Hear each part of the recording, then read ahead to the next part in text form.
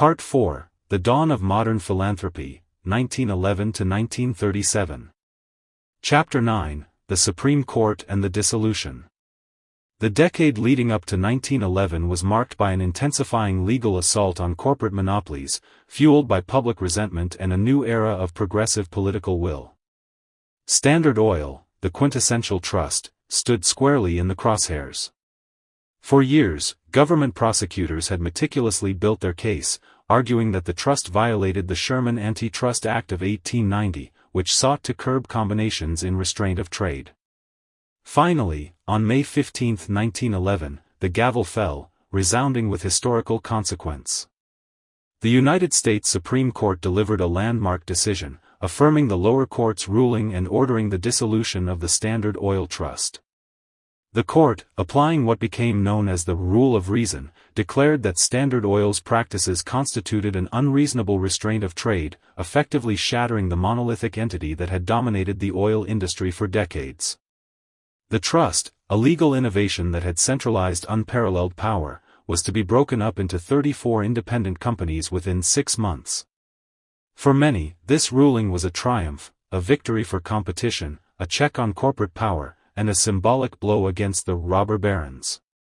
But in a twist of fate that was both ironic and a testament to the underlying value Rockefeller had created, the dissolution did not diminish his wealth, it spectacularly amplified it. This was the great irony, as the individual companies, which would eventually become household names like Exxon, Mobil, Chevron, and Amoco, were spun off, their collective value soared. No longer bound by the perceived limitations of a single, monopolistic entity, and now free to compete, innovate, and expand independently, these new corporate giants saw their stock prices skyrocket. Rockefeller, though officially retired, held substantial shares in all of these new entities. Overnight, his already immense personal fortune swelled to an even more astronomical sum. The breakup of his empire inadvertently made him even richer, a stark testament not to the power of monopoly in that particular moment, but to the inherent, foundational value and efficiency that he had painstakingly built into the very infrastructure of the oil industry. He had created not just a company, but a system, and that system, even when disaggregated, continued to generate immense prosperity. The dissolution of the Standard Oil Trust marked the end of an era for Standard Oil as a monolithic entity. The age of the all-powerful, virtually unregulated trust was over, forever altering the landscape of American business and ushering in a new era of antitrust enforcement and corporate regulation. But from the ashes of the old trust, a constellation of new corporate giants emerged, destined to dominate the global energy market for the remainder of the century and beyond. And for John D. Rockefeller himself, now truly liberated from the day-to-day burdens of his industrial empire, the Supreme Court's decision, far from being a defeat, paradoxically cleared the path for the greatest undertaking of his life, the wholesale, systematic, and visionary distribution of the wealth he had so controversially accumulated. The stage was now set for the dawn of modern philanthropy. Chapter 10, The Grand Design, Building for Humanity. With the Standard Oil Trust dismantled, and his fortune paradoxically multiplied, John D. Rockefeller was now free to devote himself entirely to what he increasingly considered his true life's work, philanthropy. This was not charity born of sentimentality, but a grand strategic endeavor, orchestrated with the same meticulous planning and long-term vision that had built his industrial empire. Under the keen guidance of Frederick Taylor Gates, the former minister who became his philanthropic architect, Rockefeller embarked on the establishment of the great Rockefeller Philanthropies, institutions designed not merely to alleviate suffering, but to tackle the root causes of societal problems with scientific rigor and systematic, scalable solutions. The first major institution to emerge from this grand design was the Rockefeller Institute for Medical Research, founded in 1901, later renamed Rockefeller University. At a time when medical research in America was largely disorganized and underfunded, Rockefeller and Gates saw a critical need. They established an independent institution dedicated solely to the advancement of biomedical science, free from the immediate pressures of teaching or clinical practice. This was revolutionary. Early breakthroughs at the institute included vital work on understanding polio, developing treatments for syphilis, and pioneering the field of virology. Its impact was profound, attracting brilliant scientists and laying the groundwork for much of modern medical science, fundamentally altering how diseases were studied and combated. Next came the General Education Board, 1902, dedicated to transforming education across the United States. Rockefeller and Gates recognized that a thriving nation depended on an educated populace, and they focused particularly on the struggling educational systems of the American South. The board's work was comprehensive. It helped improve rural schools, introduced modern agricultural practices to increase crop yields for struggling farmers, and, crucially, provided significant funding and support for African American institutions of higher learning, including historical black colleges like Hampton and Tuskegee Institutes. Their investment in education was not just about literacy, but about economic empowerment and social progress. The capstone of Rockefeller's philanthropic vision, however, was the Rockefeller Foundation, established in 1913. This monumental institution was conceived with an expansive and ambitious mission, to promote the well-being of mankind throughout the world. It was designed to be global in its reach and comprehensive in its approach, targeting fundamental issues that transcended national borders. Its focus areas were pioneering. Public health. The foundation launched massive, successful campaigns against devastating diseases like hookworm, malaria, and yellow fever, often collaborating with governments and local communities to implement wide-scale eradication and prevention programs across the American South and in countries like Brazil and China. Medical education. Recognizing the need for better trained doctors, the foundation helped overhaul medical education standards, famously supporting the Flexner Report reforms and investing heavily in institutions like Johns Hopkins and Harvard to establish them as world-class medical schools. Scientific research. It continued the spirit of the institute, providing grants and support for basic scientific inquiry across various disciplines. Agricultural science. Understanding that hunger was a global impediment to progress, the foundation invested in agricultural research to develop more resilient and higher-yielding crops, laying the groundwork for what would much later become the Green Revolution. Beyond these major organizations, Rockefeller also established the Laura Spelman Rockefeller Memorial in 1918, founded in honor of his beloved wife. This foundation focused specifically on supporting the burgeoning field of social sciences and advocating for child welfare, reflecting Laura's personal passions and their shared commitment to societal improvement from the ground up. What set these philanthropies apart was their truly innovative approach, long-term investment, scientific rigor, and professional management. Rockefeller and Gates moved decisively beyond mere almsgiving, spontaneous, uncoordinated donations that offered temporary relief but little lasting change. Instead, they envisioned a strategic philanthropy that employed experts, conducted thorough research, and invested in systemic solutions to complex problems. They built endowments designed to last for generations, ensuring sustained impact. This was the same meticulous, data-driven, and results-oriented thinking that had characterized Standard Oil, now applied to the grand task of improving the human condition. John D. Rockefeller, the controversial industrialist, was systematically building a new kind of legacy, one brick by scientific brick, in the enduring edifice of human progress. Chapter 11: The Private Man in Public Service.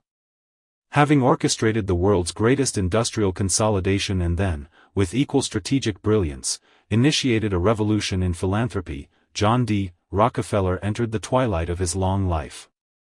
The relentless pressures of empire building were behind him, yet his days were far from idle.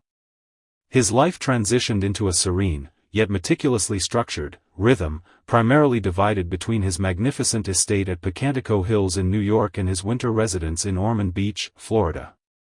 At Pocantico, a sprawling sanctuary overlooking the Hudson River, Rockefeller found peace. His routines were precise, almost ritualistic, reflecting the same discipline that defined his youth and business career.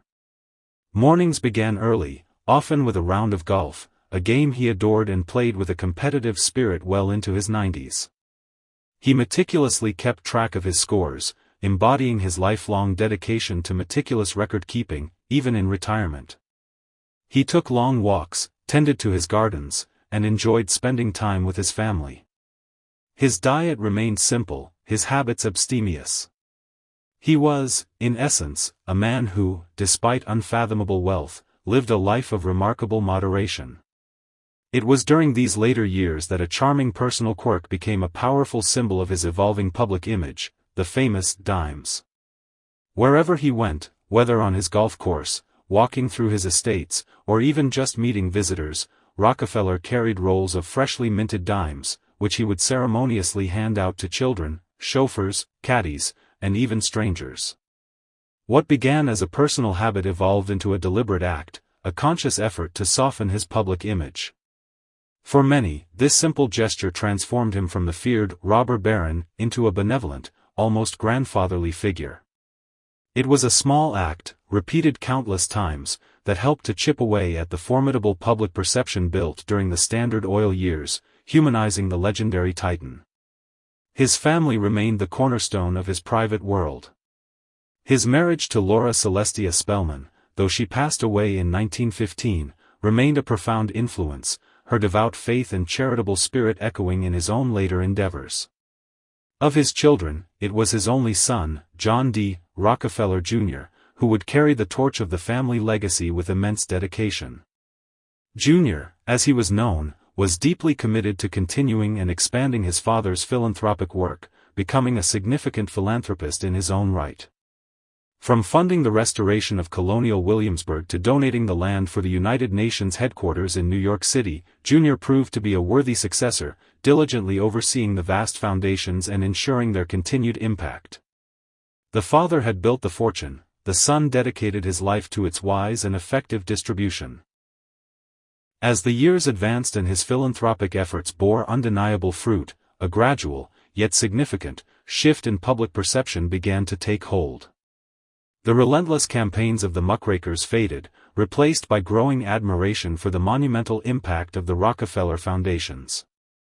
Medical breakthroughs funded by the Institute saved lives, educational initiatives transformed communities, and global health campaigns brought hope to millions.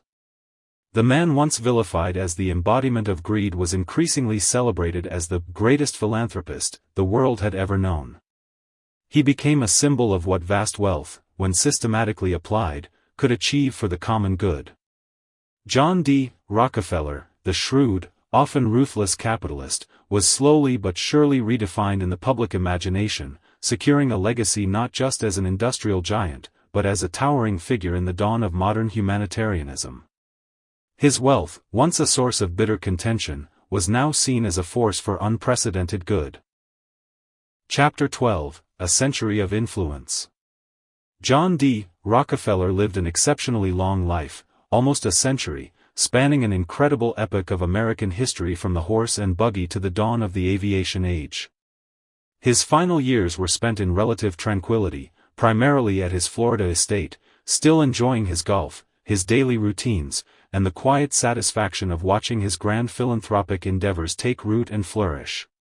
He had always aimed to live to be 100, and though he fell just short, his passing on May 23, 1937, at the remarkable age of 97, marked the end of an era. He died not as the feared robber baron, but as a revered elder statesman, his name now largely associated with the immense good his wealth was doing in the world. His death prompted reflection, a summation of a life that had intertwined inextricably with the very fabric of American development. John D. Rockefeller's enduring legacy is a complex tapestry, woven with threads of ruthless ambition, unparalleled foresight, fierce controversy, and profound benevolence. In business, he stands as the undisputed architect of modern corporate structure, efficiency, and scale. He was a pioneer in vertical integration, controlling every aspect of his industry from crude oil extraction to distribution. He professionalized an anarchic industry, bringing order, standardization, and stability where there had been chaos. His relentless pursuit of cost-cutting and waste elimination set new benchmarks for industrial efficiency. Yet, the very scale of his success and the aggressive tactics he employed also led to the unintended consequence of his monopolistic practices, the birth of the antitrust movement. The dissolution of Standard Oil in 1911 was a direct result of the power he amassed, fundamentally shaping the regulatory landscape of American capitalism for generations to come. He taught America both how to build a corporate behemoth and how to fear it. In philanthropy, Rockefeller earned his place as the father of scientific, systematic, large-scale giving. Guided by Frederick Taylor Gates, he transformed charity from individual acts of kindness into strategically managed, enduring institutions. The lasting impact of his foundations on global health, education, and science is almost incalculable. The Rockefeller Institute for Medical Research, now Rockefeller University, revolutionized biomedical science. The General Education Board profoundly impacted education in the South and for African Americans. Most significantly, the Rockefeller Foundation launched global campaigns against diseases like hookworm and yellow fever, reformed medical training worldwide, and invested in agricultural innovation that would feed millions. His approach proved that wealth, when applied with intellectual rigor and long-term vision, could drive fundamental progress in the human condition. Culturally, Rockefeller remains a quintessential American story of rags to riches, a narrative that continues to fascinate and challenge. His life encapsulates the dynamism and contradictions of the Gilded Age, an era of breathtaking economic growth alongside stark social inequalities. He embodies the complex interplay of power, controversy, and ultimately, a unique form of redemption through giving. His story continues to fuel the perennial debate about wealth, responsibility, and the very nature of capitalism. Was he a predatory monopolist or a visionary who brought efficiency where none existed? Was his philanthropy an atonement, or a logical extension of his drive to bring order and progress?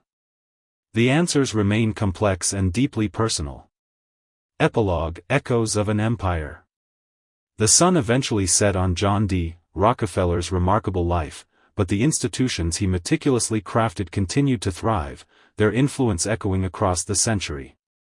His son, John D. Rockefeller Jr., and subsequent generations of the family diligently carried forward the mantle of strategic philanthropy.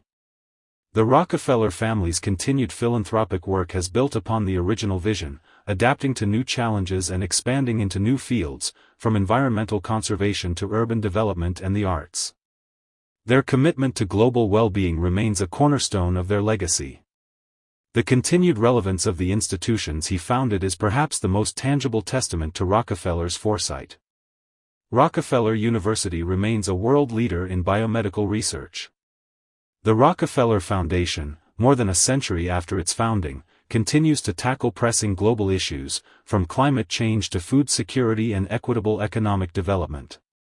These institutions stand as living monuments to the power of systematic giving, a testament to the belief that the well-being of mankind is a worthy and achievable pursuit.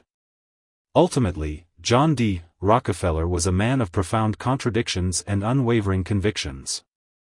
He was the devout Baptist who saw wealth as a divine trust, yet also the ruthless businessman who crushed competitors without a flicker of remorse. He was the visionary industrialist who brought order and scale to a chaotic industry, and then the pioneering philanthropist who built institutions designed to uplift humanity on a global scale. His was a life defined by an extraordinary drive for control and efficiency, whether applied to the flow of oil or the flow of charitable dollars. He was the man who truly reshaped America, with both the seen hand of industry shaping its economic landscape and the equally powerful, though often quietly operating, unseen hand of benevolence reaching out to touch countless lives across generations. His legacy continues to challenge, inspire, and provoke thought, reminding us of the enduring power of a single individual to leave an indelible mark on the world. I hope you enjoyed this video. If you do, please don't forget to like, comment and share this video. Also don't forget to subscribe the channel and press the bell icon, so that you don't miss out the next video. For now, you can continue with the next video or can go through the complete playlist provided here.